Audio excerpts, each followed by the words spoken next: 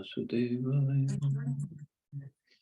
Narayanam namaskritya naram chev narottamam devim saraswatim vyasam tato jayamudiriye nashtaprayeshu avatareshu nityam bhagavata sevaya bhagavati uttam shloke bhakter bhavati naishtiki. So continuing with the discussion on Srimad Bhagavad Gita as it is, chapter 4, entitled Transcendental Knowledge, text number 19 onwards. So previously Krishna said, one who sees in action and action in inaction is intelligent among men, and he is in the transcendental position, although engaged in all sorts of activities. So further he says, Yasya sarve samarambha kama sankalpa varjita jnanagni dagdha karmanam tamahu panditam buddha. One is understood to be in full knowledge, whose every endeavor is devoid of desire for sense gratification. He is said by sages to be a worker for whom the reactions of work have been burnt up by the fire of perfect knowledge. So reactions of work have been burnt up by the fire of perfect knowledge. The Prabhupada says, only a person in full knowledge can understand the activities of a person in Krishna consciousness. So without knowledge, one cannot understand. And then that, as Krishna said previously, one who says action in inaction, inaction in action. I mean, inaction is not doing any activity. It's not that. It's just inaction means not getting any results, fruitive results of any activity. That is only bhakti. So person in full knowledge can understand the activities of a person in Krishna consciousness. Because a person in Krishna consciousness is devoid of all kinds of sense gratificatory propensities, it is to be understood that he has burned up the reactions of his work by perfect knowledge of his constitutional position as the eternal servitor of the Supreme Personality of Godhead. So, not just a knowledge, he has done the activities to burn up all the reactions. He is actually learned who has attained to such perfection of knowledge. So real knowledge is this, real learning is this, how to come to this level. Development of this knowledge of eternal servitorship to the Lord is compared to fire. Such a fire, once kindled, can burn up all kinds of reactions to work. So that fire has to be kindled. That fire has to be started.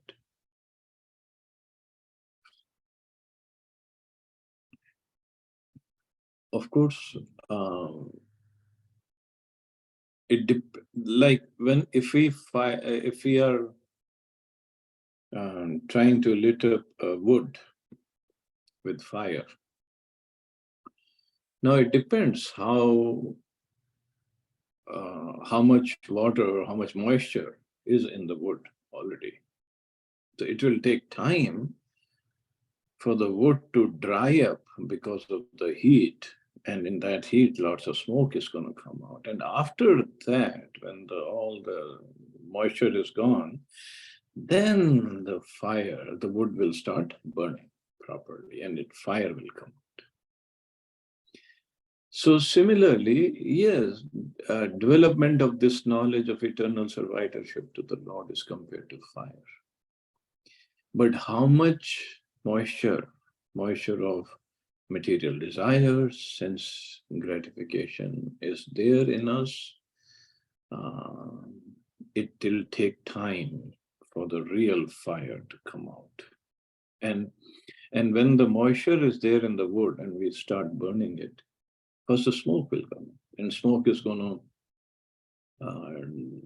disturb us, create some difficulties for us. So that's what happens when we are trying to take up Krishna consciousness, bhakti. We have all kinds of desires. Material desires are there, old sanskaras are there, that takes us towards those material try to fulfill those material desires. And some sanskaras are very, very deep-rooted sanskaras, very difficult. So means that fire, the moisture is there, not the fire, moisture is there in the wood. But the only way to get rid of that moisture and make the wood really burn is only by putting it in the fire. So similarly, in our heart, the desires are there. We have to remove those desires or putting in new desires of Krishna consciousness. Takes time, takes time.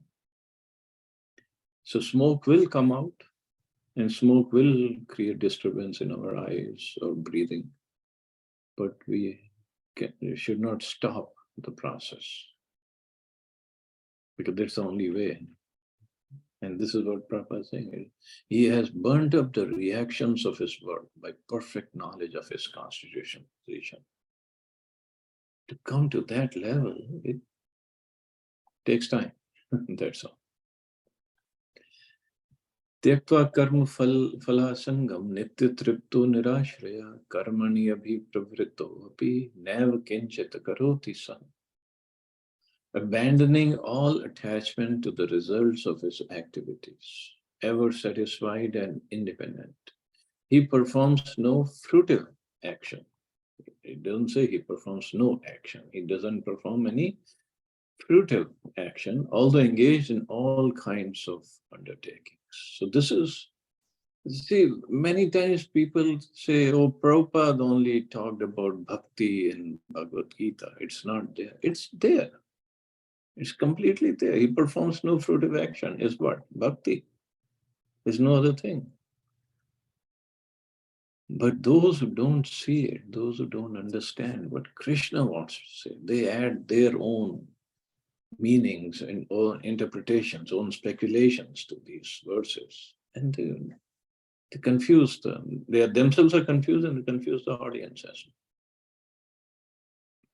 So abandoning all attachment to the results of his activities, ever satisfied and independent, he performs no fruitive action, although engaged in all kinds of undertakings.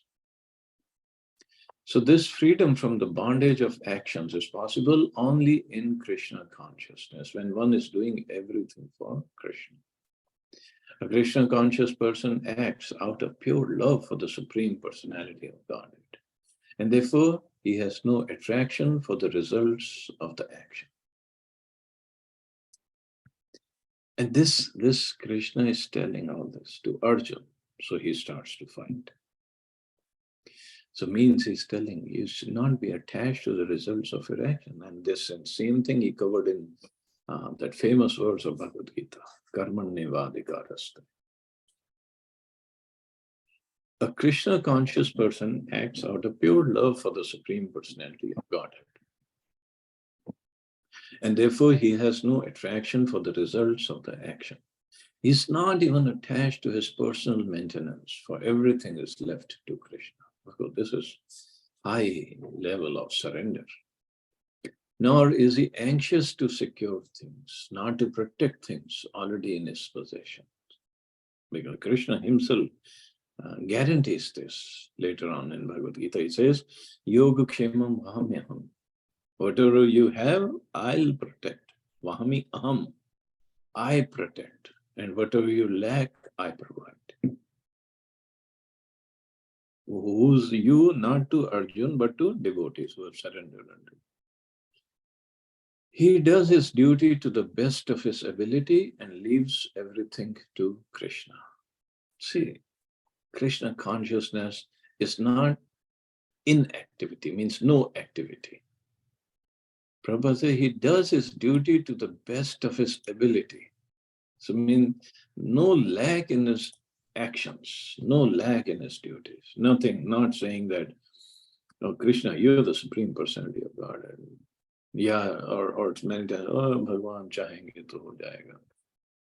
No, he waits for us to do our duty best to our ability.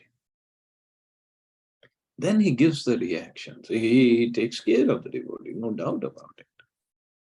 Just even in the Battle of Mahabharata, in 11th chapter, when Krishna shows his Virat Rupa to Arjuna, he showed how all the warriors are getting killed.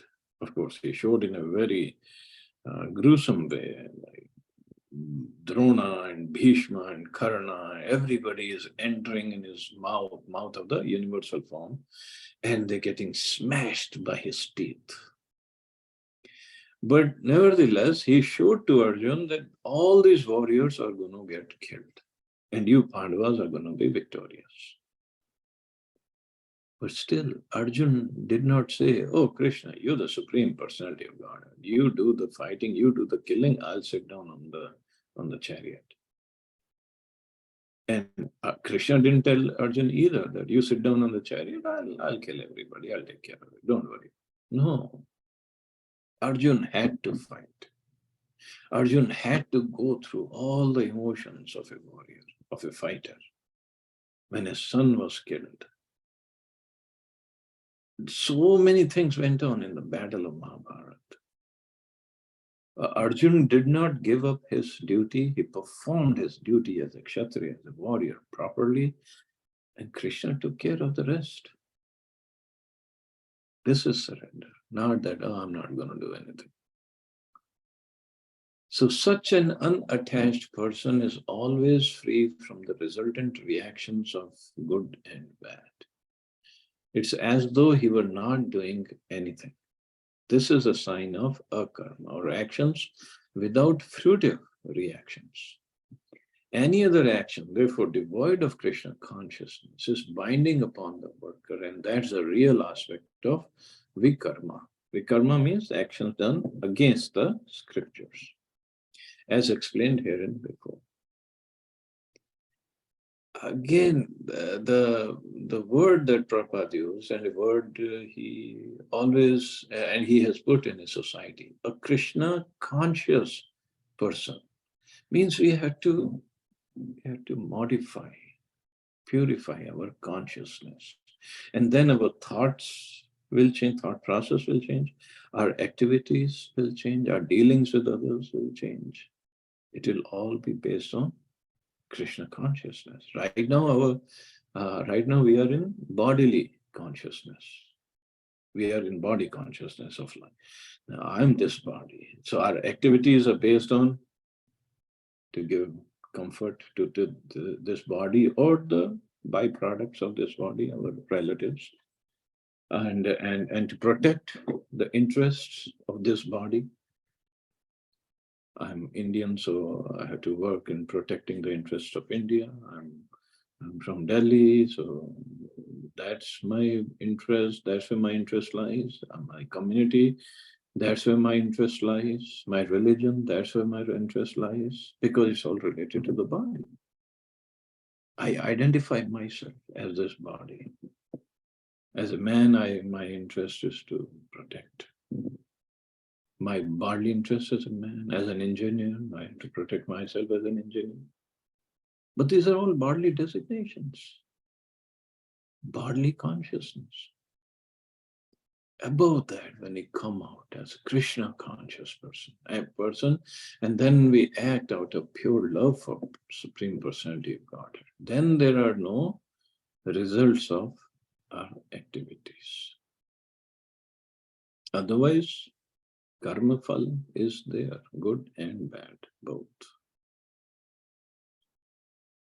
We can justify our actions. Oh, I did this because this, because that, because. All these justifications are just for here. Yamarajji is not gonna be impressed by that justification. So the best thing, as Krishna himself is saying, do these activities abandoning all attachment to the result. So that can only happen when one is Krishna conscious. So Krishna consciousness makes us transcend these worldly duties. Of course, we have to take care of the duties. Arjun also did his duties, but in the right consciousness. So duties have to be done. Taking care of the family. If we are sick, we have to take care of the body, but in the right consciousness. That's Nirashirya chittatma tyakta sarva parigraha shariram kevalam karma kurvan apnoti kilvisham. Such a man of understanding acts with mind and intelligence, perfectly controlled, gives up all senses of proprietorship over his possessions, and acts only for the bare necessities of life. Thus working, he is not affected by sinful reactions. He gives up all sense of proprietorship over his possessions and acts only for the bare necessities of life. A Krishna conscious person does not expect good or bad results in his activities. His mind and intelligence are fully controlled. He knows that because he is part and parcel of the Supreme, the part played by him as a part and parcel of the whole is not his own activity, but is only being done through him by the Supreme. He knows that because he is part and parcel of the Supreme, the part played by him as a part and parcel of the whole is not his own activity, but is only being done through him by the Supreme. And that can only happen when we're fully Krishna conscious, we're fully surrendered. Just like Krishna tells Arjuna later on, Nimitta matra bhava savesanchi. Just become an instrument and fight. Instrument doesn't have its own independence, own thinking. No way. Instrument means just like a scissor in the knife in the hands of a surgeon. Knife doesn't have its own thinking, that I'll do this or I'll do that. No, whatever way surgeon wants to move the knife, knife goes. And the surgery is successful. Successful, unsuccessful. It's only the resultant actions is only for the surgeon, not for the knife. Nobody blames the knife if the surgery is wrong. And nobody gives flower garlands to the knife either if the surgery is okay. So here, if we become a tool or and understand, I am part and parcel of the Supreme, and whatever the Supreme wants to do with this part, he can. That is the right understanding. But our problem is our personal desires when they come in. And also many times, those who are neophytes, the beginning stages of devotees, they also claim that, oh, whatever I did, whether you think it is right or wrong, it's Krishna did it through me. That we have to see. Really, Krishna did it through you? Are you that surrendered? On the other hand, devotees, they are so humble. Now we have started Chaitanya Charitamrita. We'll see those wonderful devotees of Chaitanya Mahaprabhu, how they act. Always ready to give respect to others, be very humble, very tolerant. And if something wrong happens, they say it's my fault. They never say it's Chaitanya Mahaprabhu made me do this. No. That's actually the mood of a devotee, of a surrendered devotee. Although Krishna does everything through them, but their mood is something goes wrong, or they acted improperly according to their own standards. They take the blame on themselves. But this is how we should understand. Surrendered, more surrendered. And Arjun is completely surrendered. Arjun is a friend of Krishna. Krishna has taken the position of a chariot driver for Arjun. So how surrendered Arjun must be. But he had to go through all this drama so that the knowledge can be given to us. When the hand moves, it does not move out of its own accord, but by the endeavor of the whole body. A Krishna conscious person is always dovetailed with the supreme desire, for he has no desire for personal sense gratification. He moves exactly like a part of a machine. As a machine part requires oiling and cleaning for maintenance, so a Krishna conscious man maintains himself by his work just to remain fit for action in the transcendental loving service of the Lord. Very, very wonderful statement. As a machine part requires oiling and cleaning for maintenance, so a Krishna conscious man maintains himself by his work just to remain fit for action in the transcendental loving service of the Lord, not for his own enjoyment. And remains fit both physically, financially, mentally, emotionally, so I can serve the Lord properly. He is therefore immune to all the reactions of his endeavors. Like an animal, he has no proprietorship even over his own body. A cruel proprietor of an animal sometimes kills the animal in his possession, yet the animal does not protest. Of course, animal. If you try to kill an animal, a cow or a goat, we have to tie him down and they try to run away. If it is slowly killing, but if they go in a slaughterhouse and they just get killed in 1 second, we don't even realize. But this is the example is given like that, so that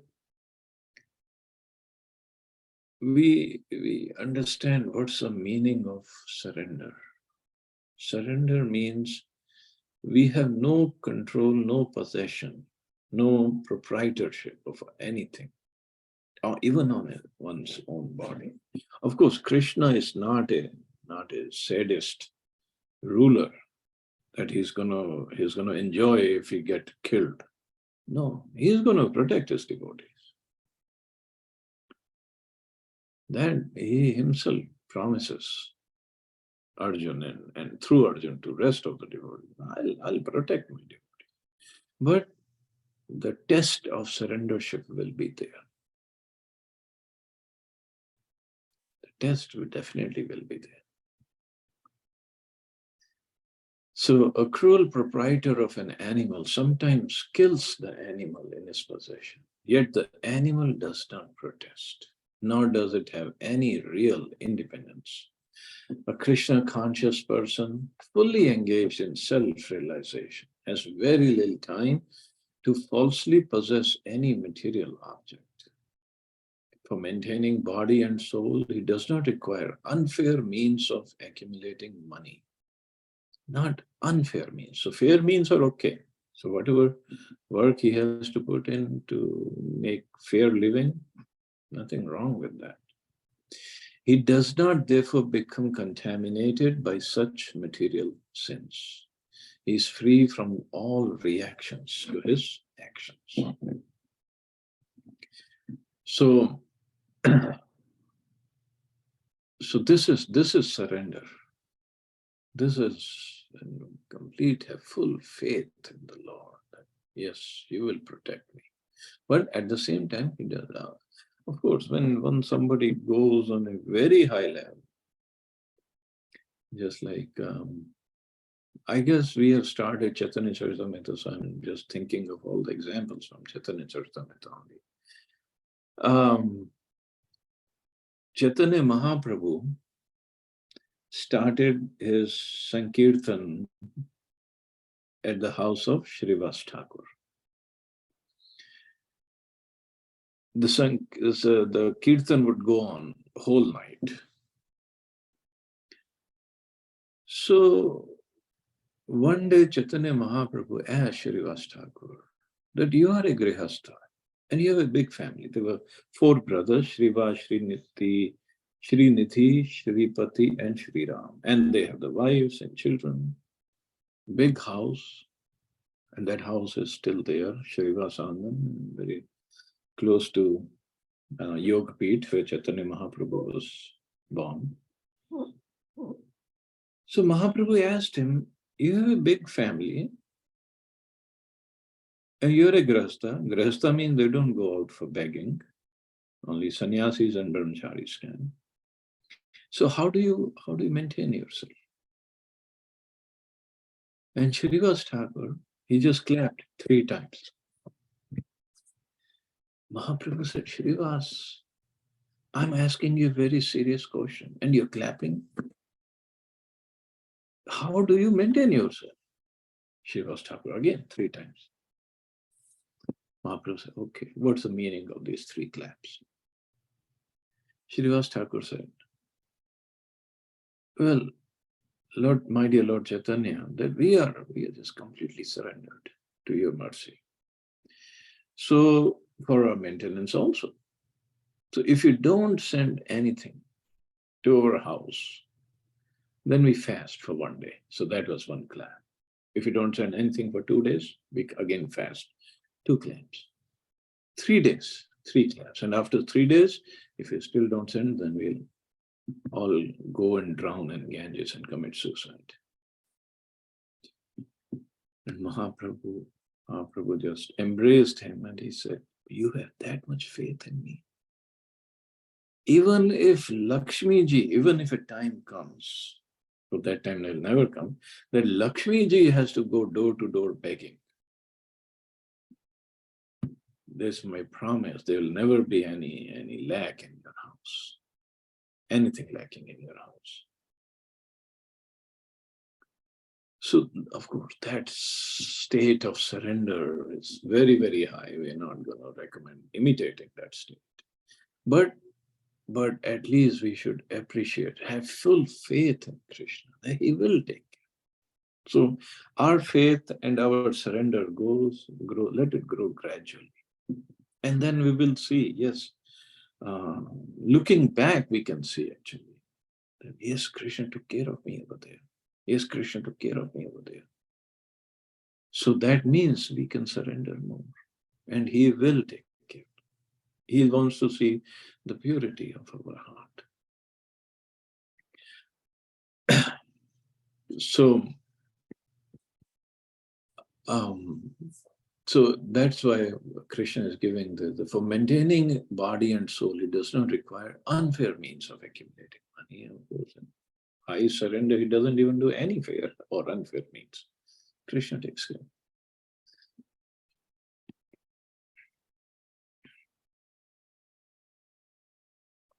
Yadricha labh santushto dvandva tito vimatsara sama siddhava siddhocha kritvapi na nibadyate. He who is satisfied with gain which comes of its own accord, who is free from duality and does not envy, who is steady in both success and failure, is never entangled, although performing actions. So some conditions are also there. So surrender doesn't happen just like that on its own. We have to work on it. So he who is satisfied with gain, which comes of its own accord, means profit, money, or whatever gains are there. It means he doesn't get into any politics, any backbiting, any unfair means to get some gain. Nothing. Who's free from duality. Duality of good or bad, or this is mine, this is yours. Free from that, and does not envy. This enviousness, very, very difficult to give up. If somebody has something and we become envious of him, then why he has that?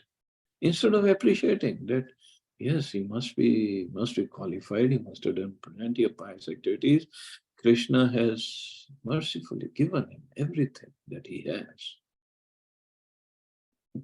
But we become envious. Why he has, why I don't have? So that thought process, when it comes in our heart, then it is possible. If we are not careful enough, we act out of jealousy. We try to put that person down or somehow bring him down. Instead of raising ourselves up, or instead of just being satisfied, whatever Krishna has given me, it's the best that he thought of me having. That's the best thing. And why be envious? Why worry about anything? Let me just chant. Instead of thinking, oh, this person has this, and he accumulated by wrong means, and he will go to hell, and he'll get punished, and maybe it's we are desiring that something wrong happens to him. Maybe nothing wrong will happen to him, but we are desiring. And when we are desiring that, there is so much of negativity in us. And that negativity will only attract more negativity from the universe. Whatever is in us, the same kind of energy we are going to attract. Same thing, if we have positive energy, positivity is what we will attract. So Krishna consciousness, when we're performing bhakti, chanting, so many activities, the idea is we remain positive, and positivity is what we attract. Mercy, Krishna is what we attract. No, we don't attract it just by saying, oh, please give me your causeless mercy. We have to attract it. Means we have to be eligible for it. We have to be the correct recipient of that mercy. Okay, Prabhupada writes, a Krishna conscious person does not make much endeavor even to maintain his body. He is satisfied with gains which are obtained of their own accord.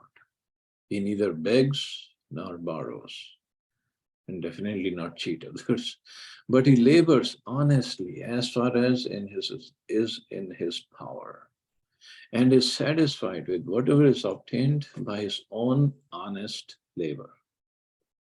He is therefore independent in his livelihood. He does not accept engagement in anyone's service if it might hamper his own service in Krishna consciousness. He does not accept engagement in anyone's service if it might hamper his own service in Krishna consciousness. It means that, of course, not to work. Sometimes I see people doing two jobs, working 8 hours here and 8 hours there. That's really atyahara prayasascha. And also working in some place where we have to deal with either liquor or meat or gambling or in a wrong way with women. Person is, no, I'm not going to do it.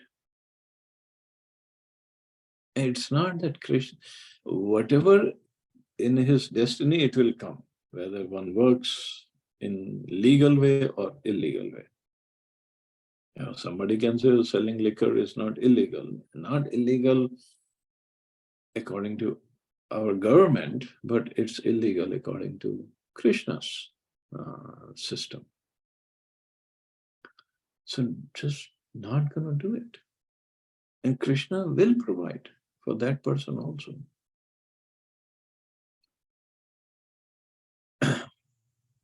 However, for the service of the Lord, he can participate in any kind of action without being disturbed by the duality of the material world.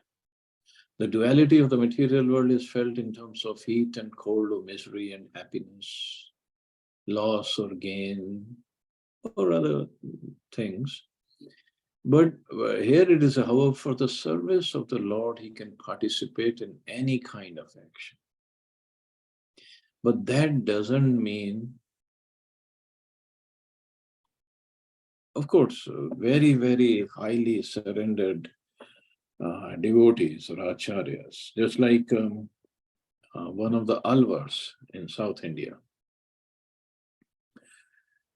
Alvar means a Mahajan or a saint. So one of the Alvars, before he became a saint, he was a dacoit. And then he came in the right association, gave up everything, all those activities, became a saint. But then the construction of Srirangam temple was going to happen. And all the Alvars, they were asked to bring in some contributions. And somehow this Alvar, he only knew his old associates. So he went to them.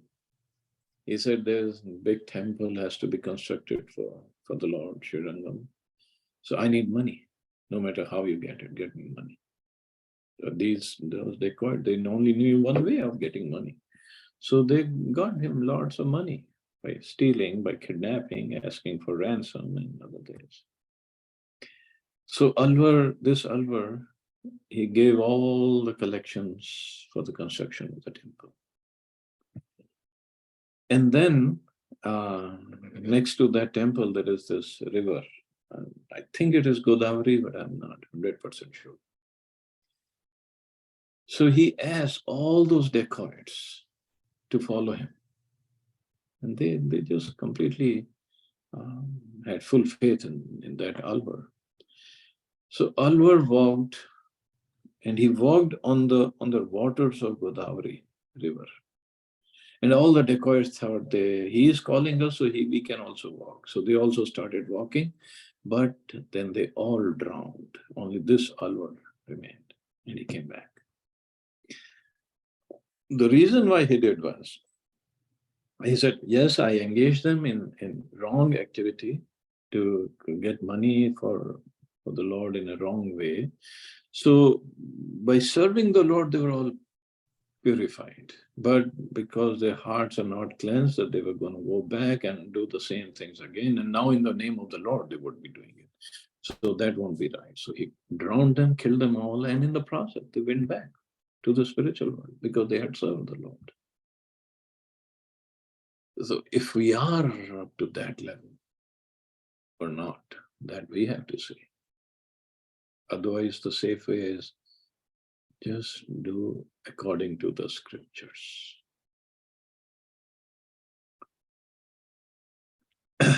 There were some devotees of Prabhupada, and in the beginning, they were hippies who came and joined the movement. So they were used to taking drugs. So one disciple, he said, okay, our movement needs money. So he tried to sell drugs, and he got some money. He gave it to Prabhupada, gave it for the service of the service in the temple. But police caught him later on, and he was put into jail.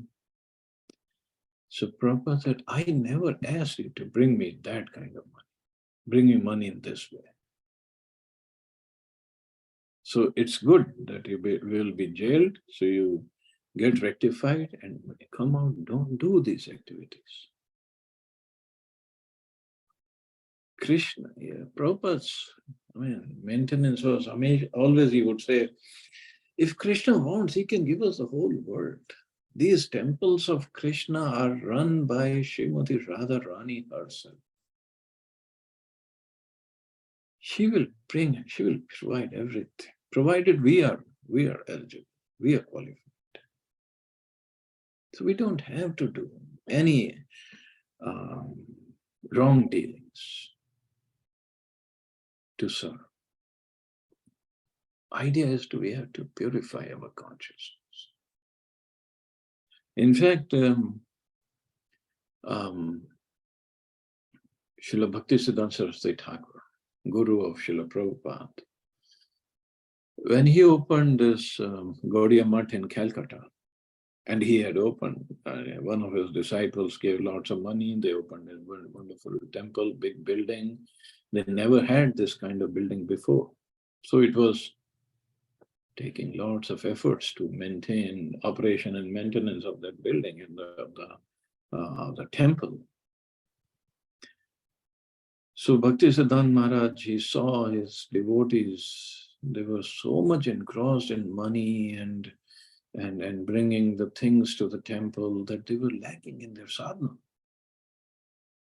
And Siddhanta Maharaj, and one day it was ordered for all the devotees that nobody is going to go out and collect funds, just sit down in the temple and chant. And the devotees, the senior ones, they protested, the Maharaj, how is money going to come? How are we going to maintain this temple? Maharaj said, Krishna is maintaining, Radharani is maintaining. You don't have to do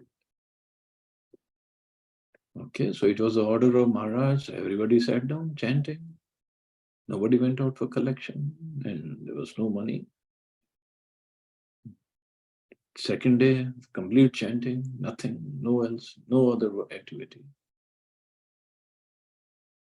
But no donations, nothing was coming in, and they were running out of the facility, of the like food, grains and this and now third day, again chanting. And then third day, people around, they saw this, all these sadhus are just sitting and chanting, they're not going out for collection. So we should give them something. So people started coming on their own, bringing items, grains and fruits and vegetables, milk, and money and everything. So Bhakti Siddhanta Maharaj, this is how he explained that all we have to do is surrender.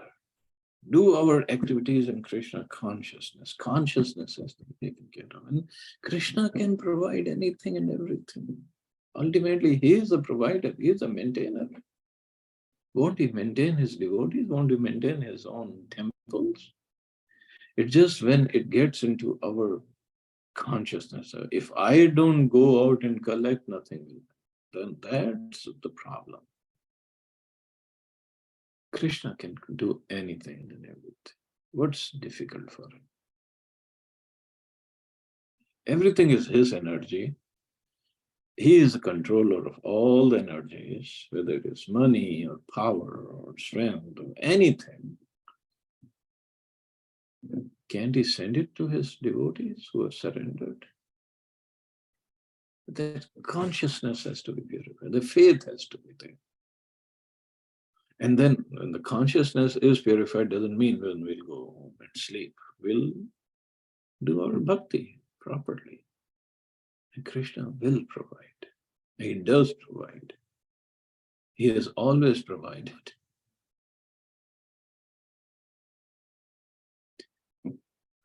A Krishna conscious person is above duality because he does not hesitate to act in any way for the satisfaction of Krishna. Therefore, he is steady both in success and in failure. Why? Because he sees whatever Krishna wants is going to happen. Activity is in my hands, results are not in my hands. And so-called failure in Krishna consciousness movement or in Krishna's service is actually not failure. It's Krishna is pleased. That is a success. Materially, whether we get success or failure, hardly matters. Krishna is pleased by our service. Just like Jatayu. Jatayu was not successful in saving Sita, keeping Ravan from taking Sita ji away. He was not successful. But he pleased Lord Ram by his service. So much so, Lord Ram, by his own hands, performed the last rites for Jatayu. Even for Dashrath, he did not do that. He could not, he was in forest. But for Jatayu, he did with his own hands. This is a success in service. Sita had to be taken away by Ravan, all other pastime had to happen. That was a different story. But if we just look at that incident, okay, Jatayu was not successful. He was successful actually. He pleased Sita ji also, he pleased Ram also. That is success. So materially we could be failure. But success is in pleasing Krishna by our efforts. So these signs are visible when one is fully in transcendental knowledge. So fully in transcendental, that's only possible when we slowly grow in this Krishna consciousness. Okay, I guess I can stop here. See anybody has any questions or comments?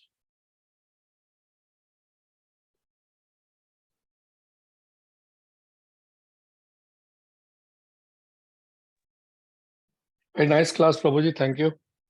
Thank you, brother. Prabhuji, you gave us some reference of the Lakshmi ji going to door. What was that context? I could not catch that point. No, Chaitanya Mahaprabhu told Shrivas Thakur that even if Lakshmi has to go door to door begging, which definitely is not going to happen, even if that day comes, your house will always have facilities. You'll never lack. Yeah. And in fact, till today, although in that house there is a temple and deities are there, until today, Pujari said, we don't know. So people come and they just leave grains over here, boris and boris of grains and rice. We don't go out and beg, because this is a place Mahaprabhu did Kirtan and Shrivas Thakur and his brothers lived. So that mercy of Mahaprabhu is still there. It's wonderful, Prabhuji. Yes. Yeah.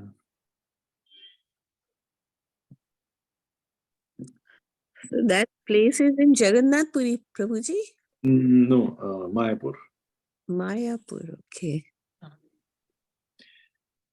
So I'm telling all these stories so we have this desire to go to Jagannath Puri and Mayapur. Yes, Prabhuji, definitely. I was about to say I've next never trip, been to Mayapur. Mayapur. I know. I have to take you all. One day, someday it will happen. Sure, Prabhuji. Yes. Okay, chalo, you all have a safe and wonderful day. Hare Krishna. Jai Shri Hare Ram. Krishna. Thank you, Prabhuji. Prabhuji. Thank you, Prabhuji. Thank you, Prabhuji.